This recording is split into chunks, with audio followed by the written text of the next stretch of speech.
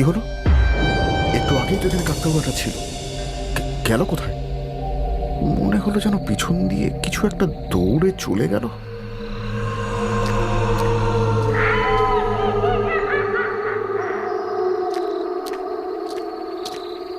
আরে মানব যে, হাট থেকে ফিরছিলি বুঝি? আর বলিস কেন ভাই, কিছু সর্ষের বীজ বিক্রি করতে গেছিলাম। এবারে চাষের যা হাল।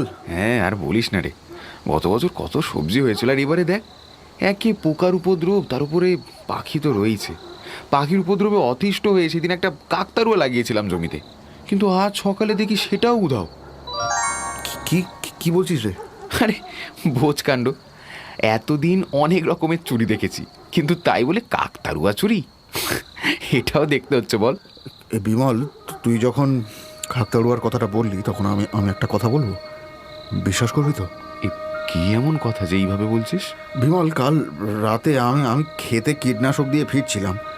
রাত তখন কটা হবে জানি না, হঠাৎ মনে হলো তোর জমি কাকতাড়ুয়াটা যেন দৌড়ে চলে গেল।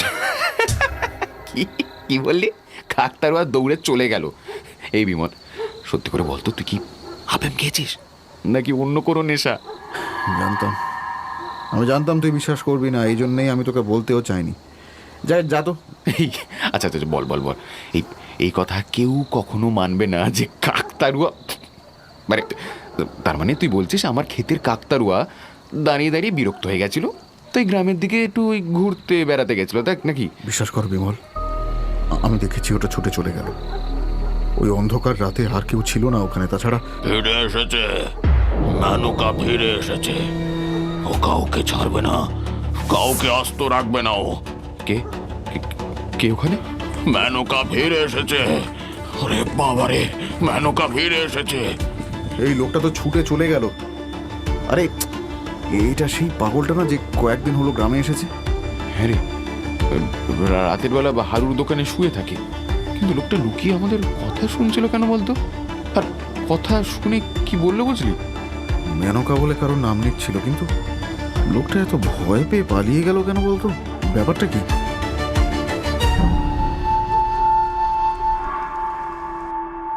তখন মোহনপুরে ভোর হয়েছে। হঠাৎ চারিদিকে একটা শোরগোল পড়ে গেল।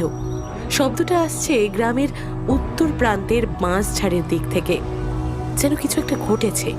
গন্ডগোল শুনে মানব আর বিমল ও বাড়ি থেকে বেরিয়ে বাঁশঝাড়ের দিকে গিয়ে থমকে গেল।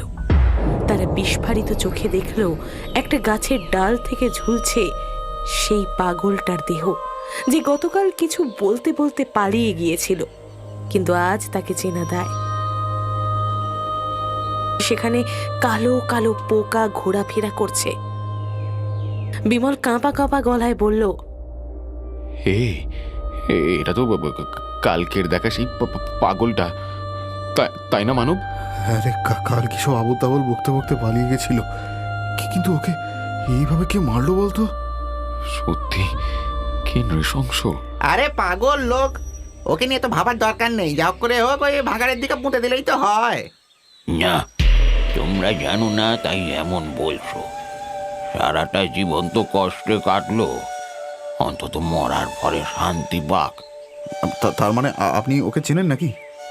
না না না না, আমি চিনি না। এই নাও টাকা, এই দিয়ে ভালোভাবে ওর শেষকৃত্য সম্পন্ন করো গিয়ে, যাতে মানুষটার আত্মা শান্তি পায়। কিছুক্ষণের মধ্যেই সমস্ত ব্যবস্থা হয়ে গেল। তখন সূর্যি ডুবেছে। শ্মশানের শেষ প্রান্তে পাগলটার মৃতদেহে আগুন দেওয়ার সাথে সাথেই আগুনের লেলিহান শিখা তার দেহটা গ্রাস করল।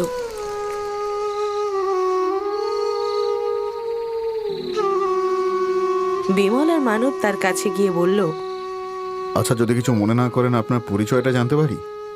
তখন আপনার সঙ্গে কথা হলো, আপনার কথা শুনে মনে হলো আপনি এই লোকটিকে চেনেন, কিন্তু বলতে চাইছেন না। তার কারণটা কি? সে অনেক বড় কাহিনী। এই মুহূর্তে ওই চিতায় যে দেহটি জ্বলছে, সে ছিল এই মোহনপুরের জমিদার রুদ্রনারায়ণের একমাত্র পুত্র গৌরব নারায়ণ। কি কি বলছেন কি আপনি? ওই পাগলটা জমিদারের ছেলে? এটা কি করে সম্ভব? আর জমিদার প্রথা তো এখানে বহুদিন আগেই উঠে গেছে। এই ঘটনা তো বহু বছর আগে। তখন আমার বয়স 17-18 হবে। তখন আমাদের মোহনপুরের জমিদার ছিলেন রুদ্রনারায়ণ চৌধুরী। গল্পের পাতায় আমরা যেমন নিষ্ঠুর, কুটিল, লম্পট আর অত্যাচারী জমিদারের বর্ণনা পড়ে থাকি, এই রুদ্রনারায়ণ ছিলেন তার চেয়েও বেশি খারাপ এক ব্যক্তি। মোহনপুরের বাসিন্দারা জমিদারের অত্যাচারে তখন অতিষ্ঠ হয়ে উঠেছিল, কিন্তু তাদের কাছে কোনো পথ ছিল না। অধিক মাত্রায় জমির খাজনা আদায় হোক বা গ্রামের গরিব চাষিদের বাড়ি থেকে বলপূর্বক যুবতী মেয়েদের তুলে এনে ধর্ষণ করা, সবেতেই রুদ্রনারায়ণ ছিলেন একেবারে সিদ্ধহস্ত। আর তার ছেলে গৌরব? সে বাপের মতো দুশ্চরিত্র না হলেও বাবার হাতের পুতুল ছিল। তার কোনো কথাই চলতো না। জমিদার গিন্নি মারা গেছেন বেশ কিছু বছর আগে। সেই সময় আমি লাঠিয়ালের কাজ পেয়ে জমিদার বাড়িতে ঢুকেছি। আমার স্পষ্ট মনে আছে, সময়টা ছিল আশ্বিন মাস। চারিদিকে তখন মায়ের আগমনের প্রতীক্ষা। ঠিক সেই সময় একদিন জমিদার মশাই তার বৈঠকখানায় বসে মদ্যপান করছেন। ঠিক সেই সময় একজন বৃদ্ধা তার যুবতী মেয়েকে নিয়ে জমিদারের পায়ের কাছে এসে লুটিয়ে পড়লেন। জমিদার বাবু, দোহাই দোহাই আপনার, আপনি আমাদের বাপ মা, দয়া করুন এই বুড়ির ওপরে। এই, তুই কে রে? আর কি চাই এখানে? দেখছিস না এখানে জরুরি আলোচনা চলছে। জমিদার বাবু, আমার মেয়েটার উপরে দয়া করুন। আপনার লোকেরা ওকে এই বাড়িতে তুলে এনেছিল, আর তারপরে আপনি। জমিদার বাবু, মেয়েটা আমার শেষ হয়ে যাবে। আচ্ছা, এই ব্যাপার। তা এতে আবার এখানে আসার কি আছে? তোর মেয়ের তো সৌভাগ্য রে, যে জমিদার রুদ্রনারায়ণ চৌধুরী তোর মেয়েকে স্পর্শ করে ওকে অসুচি করেছে। শুধু তোর মেয়ের কেন, এ তো তোর 14 গোষ্ঠীর সৌভাগ্য রে বুড়ি। জমিদার বাবু, আমার মেয়েটা পোয়াতি, অবিবাহিত মেয়েটা পোয়াতি হয়ে গেছে। কি করে আমরা গ্রামে থাকবো বলতে পারেন? চুপ! এমন একা কান্না খাচ্ছে যেন কি না কি হয়ে গেছে। এই জন্য এখানে আসার কি দরকার? যা যা বলছি। জমিদার বাবু, দাইমা বলেছেন 4 মাস পেরিয়ে গেছে, আর কিছু করা যাবে না। আমি আপনার কাছে হাত জোর করছি, পায়ে পড়ছি, আমার মেয়েটাকে আপনি স্বীকৃতি দিন। ও আপনার দাসী হয়ে থাকবে। বৃদ্ধার কথা শেষ হওয়ার আগেই জমিদারের ধৈর্যচ্যুতি ঘটল। তিনি বৃদ্ধাকে সজোরে এক লাথি মারলেন, আর বৃদ্ধা ছিটকে পড়ল দূরে। তার তীব্র আর্তনাদ ঘরের আনাচে কানাচে ছড়িয়ে পড়ল যেন।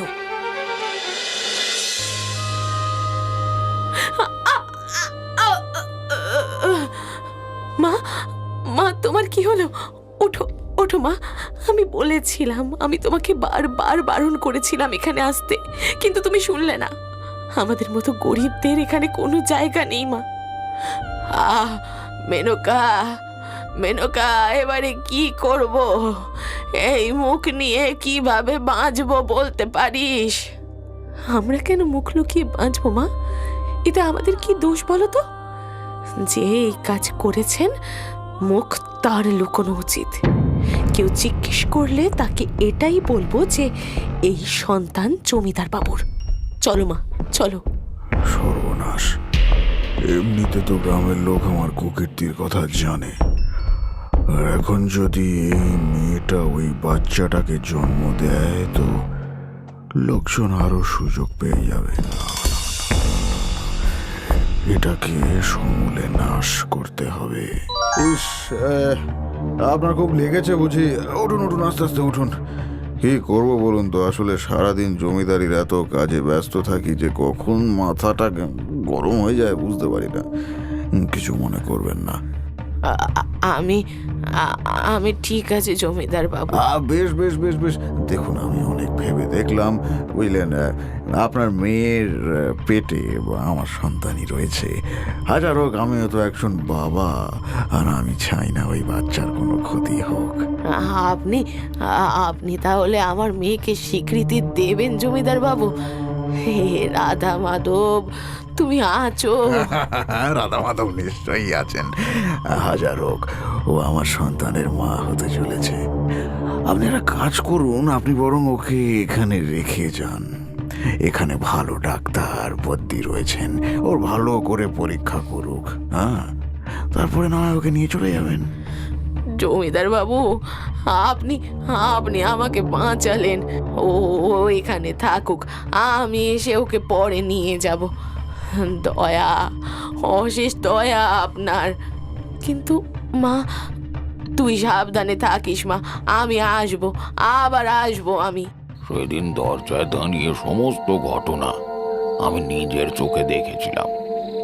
জমিদার যে কতটা নির্লজ্জ আর শয়তান সেটা আমরা সকলেই জানতাম, কিন্তু হঠাৎ করে তার এমন আচরণ আমায় ভীষণ অবাক করে দিল। আমি তখনও বুঝিনি এর আড়ালে এত বড় ষড়যন্ত্র লুকিয়ে রয়েছে। কি ষড়যন্ত্র? আর মেনকার মা, তিনি কি আবার এসেছিলেন? হ্যাঁ, সেদিন দেখি সেই বৃদ্ধা কাঁদো কাঁদো মুখে জমিদার বাড়ির দরজায় দাঁড়িয়ে একের পর এক ব্যক্তিকে অনুরোধ করছেন, আর সকলেই তাকে দুচ্ছাই করে তাড়িয়ে দিচ্ছে। বাবা, একটিবার জমিদার বাবুকে ডেকে দাও। উনি বলেছিলেন আমার মেয়ে মেনকাকে আমার সাথে পাঠিয়ে দেবেন। আজকে 1 সপ্তাহ হয়ে গেল মেয়েটা এখানে রয়েছে। এই দেখো বুড়ি, তোমার খেতে কাজ নেই? হ্যাঁ, প্রতিদিন এখানে চলে এসে আমাদেরকে বিরক্ত করছো। আর জমিদার বাবু কি কোনো কাজ নেই যে তোমার সঙ্গে দেখা করবেন? বাবা, আমার মেয়েটা এখানে রয়েছে, আমি একটিবার ওর সাথে দেখা করব। মেয়েটার শরীর ভালো নেই। এই তুমি যাবে নাকি ঘাড় ধাক্কা দিয়ে বের করে দেবো? হ্যাঁ, বলছি তো দেখা ফেকা হবে না, তবু এক পেটাল পিটছে। এই এই, কি হয়েছে কি? ওনার সঙ্গে এইভাবে কথা বলছো কেন? দেখো না বাবা, একটিবার মেয়েটার সাথে দেখা করব বলছি। আজকে 7 দিন ধরে রোজ আসি, কিন্তু ওরা আমায় তাড়িয়ে দেয়। বাবা, আমার মেয়েটার শরীর ভালো নেই। আচ্ছা আচ্ছা মাসিমা, আপনি আমার সাথে আসুন। দেখে তো মনে হচ্ছে আপনার খাওয়া হয়নি। আসুন, আপনি আমার সঙ্গে আসুন।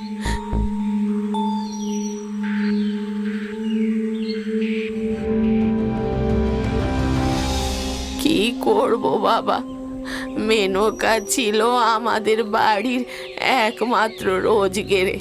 সেলাই করে কাঁথা বুনে মেয়েটা সংসার চালাতো, আর এখন মেয়েটাই নেই যখন বাড়ির কাজ কে করবে বলো?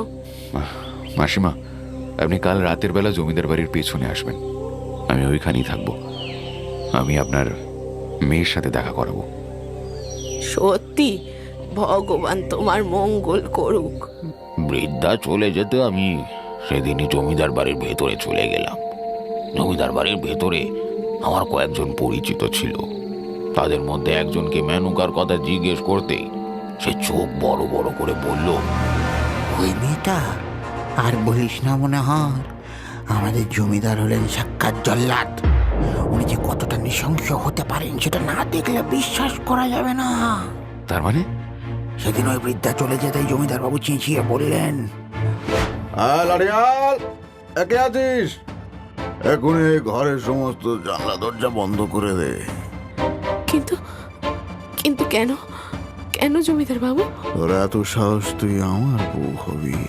হ্যাঁ, জমিদার গিন্নি হবি তুই? হ্যাঁ, না না, আমি সেসব বলিনি। বলিস নি? তোর পেটে আমার বাচ্চা, তাই না? শোন শোন, তোরা হলি আমাদের ফুর্তি করার জিনিস। তোদের নিয়ে আমরা খেলবো, তারপরে ছুঁড়ে ফেলে দেবো, বুঝলি? বুঝলি?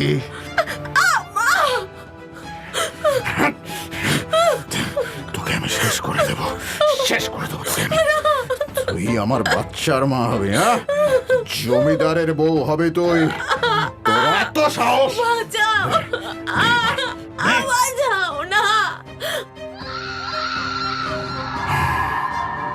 শেষ শালি। এই কান খুলে শোন, এই মেয়ে ছেলের লাশটা রাতের অন্ধকারে ক্ষেতের মধ্যে পুঁতে দিবি, যেন কাকপক্ষীতেও টের না পায়, নইলে তোদেরকে জ্যান্ত পুঁতে দেব।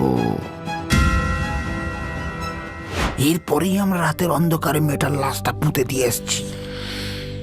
ইস, অমন ফুটফুটে মেয়েটা। আরে বৃদ্ধা মা রোজ মেয়ের খোঁজ করতে আসে, যখন সে জানবে কি হবে। হে ভগবান, তুমি কি এত অত্যাচার দেখতে পাও না? সেদিন রাতেই বৃদ্ধা এলেন। আমি বুকে পাথর রেখে তাকে সবটা বললাম। সব শুনে বৃদ্ধা ধপ করে বসে পড়লেন, কিন্তু তার চোখ দিয়ে এক ফোঁটাও জল পড়ল না। তিনি শুকনো গলায় আমায় বললেন, বাবা, আমার মেয়ের মৃতদেহের কাছে একটিবার আমায় নিয়ে যাবে?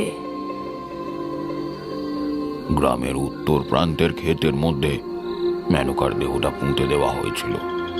তখন চারিদিকে ঘন অন্ধকার। দূরে কোথায় যেন কর্কশ স্বরে একটা পেঁচা ডেকে উঠল। আমি আর বৃদ্ধা সেখানে গিয়ে পৌঁছালাম। মাটির সেই অংশটা তখনও নরম হয়ে রয়েছে। বৃদ্ধার মুখে একটিও শব্দ নেই। আমি বললাম, মাসিমা, মাসিমা চলুন না, আপনি মেয়েকে তো আর ফিরে পাবেন না, শুধু শুধু কষ্ট বাড়িয়ে কি লাভ? চলুন আপনি। মেনকা, মেনকা মারে, তোর মা এসেছে রে। মেনকা, মেনকা। মাসিমা, মাসিমা আপনি শান্ত হন। মাসিমা, মেনকা, আপনি শান্ত হন। ওই জানোয়ারটা আমার মেয়েটাকে মেরে ফেললো। আমার মেয়েটা পোয়াতি ছিল, দুটো দুটো প্রাণ শেষ করে দিল পিশাচটা। ভালো হবে না, তোর শেষ সময় আসছে জমিদার। তোর বংশ নির্বংশ হবে, তুই মরবি, মরবি তুই। এটা একটা মায়ের অভিশাপ। বৃদ্ধার কথা শেষ হওয়ার সাথে সাথে একটা দমকা ঝোড়ো বাতাস বইতে শুরু করলো, আর সঙ্গে সঙ্গে একটা কাকতাড়ুয়া মাটি ফুঁড়ে উঠল। আমি আমি হতভম্ব হয়ে দেখলাম সেই কাকতাড়ুয়ার গায়ে রয়েছে সেই শাড়িটা যেটা সেদিন আমি মেনকার গায়ে দেখেছিলাম। সঙ্গে সঙ্গে একটা অট্ট হাসিতে আমার বুক শুকিয়ে গেল। দেখলাম ওই বৃদ্ধা হাসছে আর বলছে,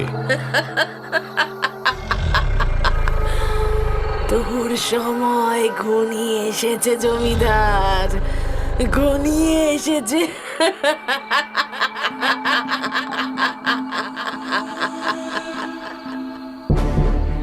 এসব কি শুরু করেছো তুমি বলো তো?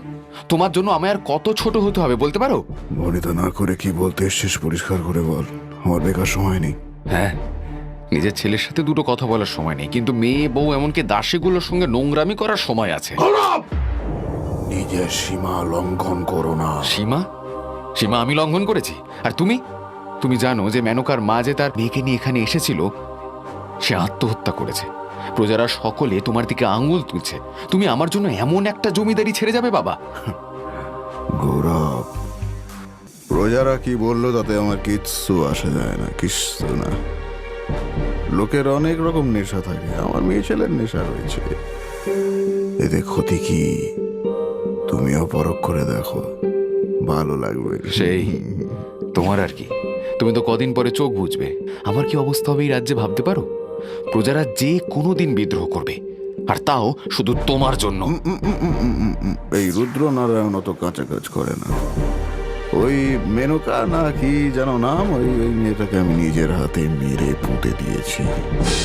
তাই আমার বিরুদ্ধে কোনো প্রমাণ নেই, অর্থাৎ লজ্জা। তোমাকে বাবা বলে পরিচয় দিতে আমার লজ্জা লাগে। ছি! আরে যা যা যা। এই শোন, যাওয়ার সময় দাসীকে পাঠিয়ে দিস।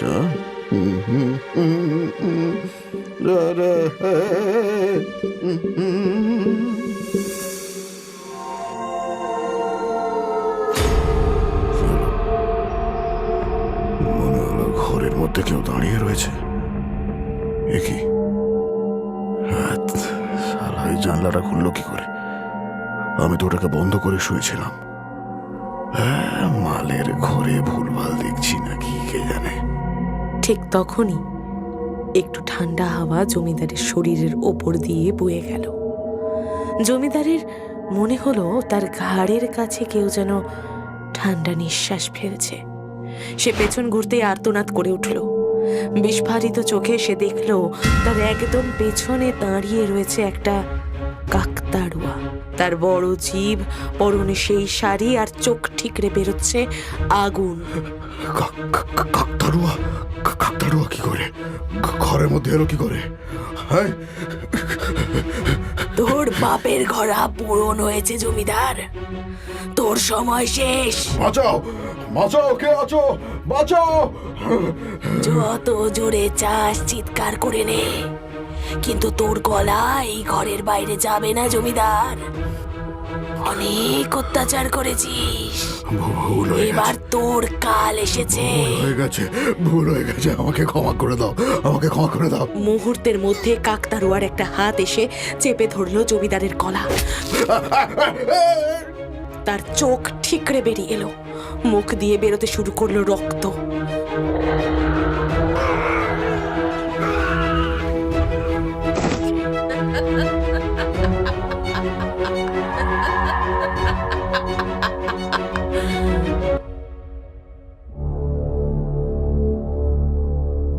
পরদিন যখন গৌরব তার বাবার মৃতদেহ দেখল, ততক্ষণে চারিদিকে তার মৃত্যুর বার্তা রুটে গেছে। এইরকম নৃশংসভাবে যে কোনো মানুষের পক্ষে হত্যা করা সম্ভব নয়, সেটা বুঝেই গৌরব গিয়ে হাজির হলো তাদের কুলপুরোহিতের কাছে। সবই তো শুনলাম গৌরব, কিন্তু আমি তোমাকে এ বিষয়ে কোনো সাহায্য করতে পারবো না। কিন্তু কেন পুরোহিত মশাই? বাবার অবর্তমানে আপনি আমার পরামর্শদাতা। তাই বুঝি? তা তোমার বাবা যখন এত অত্যাচার করছিলেন তখন তোমার এই কথা মনে হয়নি? পুরোহিত মশাই, আমি বাবাকে অনেক বোঝাতাম। গৌরব, অন্যায় করা সেটা সহ্য করা দুটোই সমান। তোমার বাবা অনেক মেয়ের সর্বনাশ করেছে, কিন্তু ওই মেয়েটাকে হত্যা করে ও সব সীমা লঙ্ঘন করে গেছিল। আর তুমি সব জেনে বুঝে চুপ করেছিলে।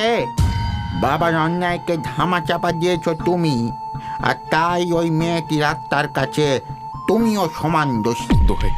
দোহাই পুরোহিত মশাই, কিছু একটা উপায় করুন, নইলে ওই আত্মা আমাকেও ছাড়বে না। এতে আমার কিছু করার নেই গৌরব।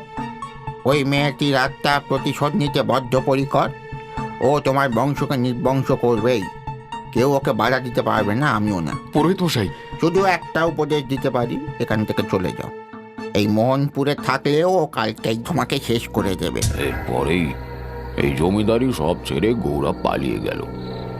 এরপরে কি হয়েছে আমি জানি না, তবে বলে না, পাপ কাউকে ছাড় দেয় না। বাবার কর্মফল ওকেও ভোগ করতে হয়েছে। ছেলেটা বেঁচে থেকে সুখ পায়নি, হয়তো ওই জন্যই পাগল হয়ে গেছিল।